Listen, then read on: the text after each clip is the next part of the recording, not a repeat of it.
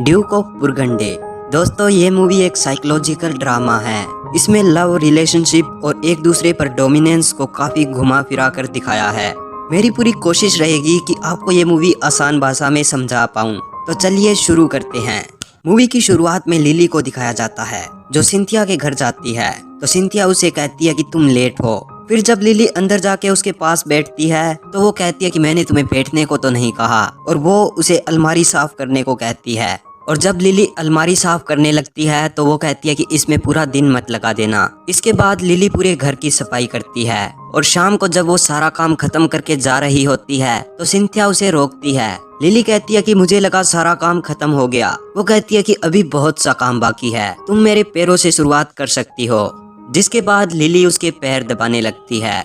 Cynthia कहती है कि तुम मेरे पैरों में बैठी रहो और जो मैं बोलूं वो करती जाओ, इससे बढ़िया और कुछ भी नहीं। लेकिन जब सिंथिया अपने कपड़े चेंज करने जाती है तो लिली छुपकर उसे देखने लगती है। और अगले दिन लिली बाहर गार्डन की सफाई करती है और उससे घर जाने को पूछती है। तो वो उससे कहती है कि मेरे कपड़े कौन धोएगा।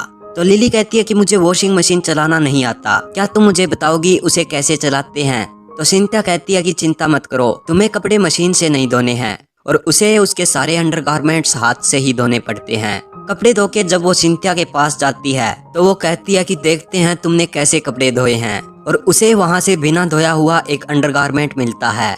वो लिली से कहती है कि मैंने इसे भी वहाँ धोने के लिए रखा था।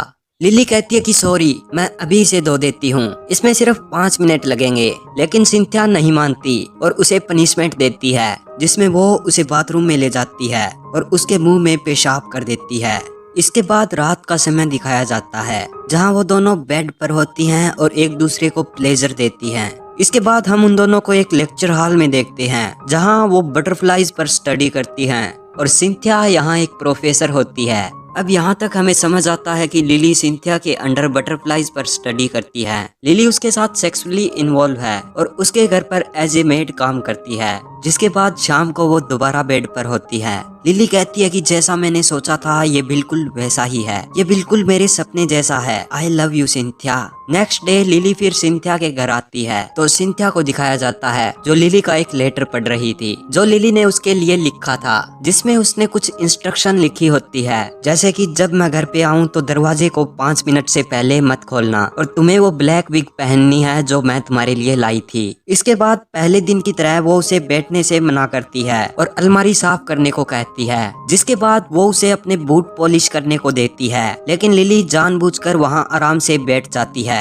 ये देखकर सिंथिया फिर से उसे पनिश करती है। जिसके बाद वो दोनों एक साथ कुछ क्वालिटी टाइम स्पेंड करती है और एक दूसरे को प्लेजर भी देती हैं। लिली शाम को उसके लिए एक बुक भी रीड करती है और दोनों एक साथ सो जाती हैं। और अगले दिन सिंथिया लिली को प्लेजर देती है। वो कहती है कि कुछ बोलो, तो सिंथिया कहती है कि तुम्हें एक अच्छी मेड बनना होगा और जो मैं बोलूं वो सब करना होगा। तुम्हें मेरे अंडरगारमेंट्स धोने होंगे और मेरे बूट पॉलिश भी करने होंगे, वरना मैं तुम्हें पनिशमेंट दूंगी और तुम्हारे हाथ बांधकर तुम्हारे फेस पर बैठ जाऊंगी। और इस तरह वो लिली को प्लेजर देती है। जिसके बाद लिली उसे कहती है कि क्या तुम अगली बार थोड़ी ज्यादा फीलिंग्स के साथ बोलोगी। फिर अगले दिन वो अपना वही रूटीन जारी रखती है और सिंथिया उसे पनिशमेंट देती है, जिसमें वो उसके हाथ बांधकर उसके मुंह पर बैठ जाती है। और अब उनके रिलेशनशिप में डोमिनेंस को दिखाया है, क्योंकि जब सिंथिया रिलेशनशिप में अपनी डोमिनेंस बढ़ाती है तो लिली उसे लेटर के थ्रू इंस्ट्रक्शन देती है और उसकी डोमिनेंस को कम करने की कोशिश करती है। और अब लिली को लगता है कि वो ज्यादा ही सेक्सुअली एक्साइट हो रही है, तो वो दोनों एक कारपेंटर को बुलाती हैं जो उनके लिए एक बेड बनाएगी जिसके अंदर एक ड्रॉर होगा, और सिंथिया लिली को उसमें बंद करेगी एज ए पनिशमेंट। वो उसे ये बर्थडे गिफ्ट देना चाहती है क्योंकि 2 हफ्ते बाद लिली का बर्थडे है, लेकिन वो कारपेंटर कहती है कि वो बेड को 8 हफ्ते से पहले तैयार नहीं कर सकती।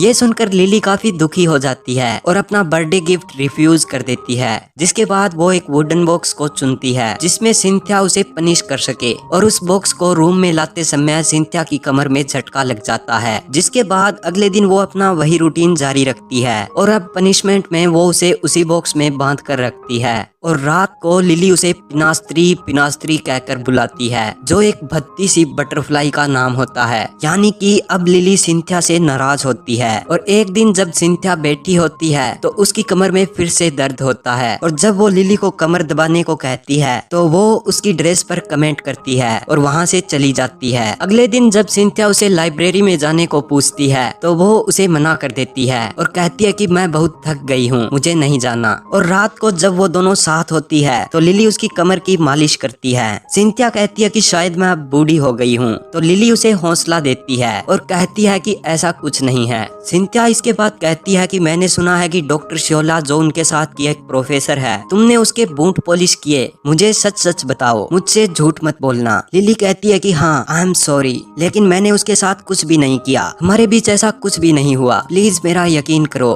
सिंथिया कहती है कि तुमने मुझे धोखा दिया है, मेरा विश्वास तोड़ा है, और वो वहाँ से चली जाती है। और अब वो दिन आता है जब लिली का बर्थडे होता है। सिंथिया उसे सरप्राइज देती है जिसमें लिली को अपने बर्थडे का केक खुद ही बनाना पड़ता है, जो सिंथिया अकेली ही खाती है। इसी दौरान वो लिली को नीचे लेटने को कहती है और अपना पैर उसके फेस पर रखकर केक को खाती है। इससे लिली को बहुत दुख होता है और वो रोने लगती है। अगले दिन उनका वही रूटीन दिखाया जाता है और लिली की पनिशमेंट भी, लेकिन अब सिंथिया लिली से अलग होने के एहसास से टूट सी जाती है क्योंकि लिली का बिहेवियर भी बिल्कुल बदल सा जाता है। अब लिली अगली सुबह आती है और सिंथिया को अपने फेस पर बैठने को कहती है, लेकिन सिंथिया को हम देख पाते हैं जैसे वो बिल्कुल टूट सी गई है। जिसके बाद उनकी वो बटरफ्लाई वाली क्लासेस सर्दियों के लिए बंद हो जाती है। इसके बाद वो दोनों अपना वही रूटीन फॉलो करती है, जिसमें एक दिन लिली कहती है कि मैंने सारे अंडरगारमेंट्स धो दिए हैं। जिसके बाद सिंथिया एक अंडरगारमेंट उठाकर लाती है और कहती है कि ये कैसे बच गया। लिली रूडली कहती है कि मैं अभी इसे धो दूंगी। उसका बिहेवियर बिल्कुल अलग सा होता है। जिसके बाद सिंथिया रोने लगती है और लिली से कहती है कि प्लीज मुझे छोड़कर मत जाना, मैं तुम्हारे बिना नहीं रह सकती। लिली भी रोने लगती है और कहती है कि मैं तुम्हें छोड़कर कैसे जा सकती हूँ, आई लव यू। और दोनों आपस में गले लगकर रोने लगती हैं। और इसके बाद दिखाया जाता है कि वो दोनों उस बॉक्स को जिसमें वो लिली को पनिश किया करती थी उसे वापस उसी जगह रख देते हैं और एक बार फिर हैप्पी हैप्पी अपनी पुरानी जिंदगी जीने लगते हैं। और ये मूवी यहीं खत्म हो जाती है। दोस्तों हमें इस मूवी में एक भी पुरुष देखने को नहीं मिलेगा और इसका म्यूजिक, कलर कॉम्बिनेशन और एडिटिंग इतनी कमाल की है कि आपकी फीलिंग्स को बिल्कुल हाई कर देंगी। मैंने पूरी कोशिश की है कि आसान तरीके से इसे एक्सप्लेन कर सकूं। आप मुझे कमेंट्स में जरूर बताएं और वीडियो को लाइक जरूर कर दें ताकि मेरा थोड़ा मोटिवेशन बना रहे। Thank you for watching this video.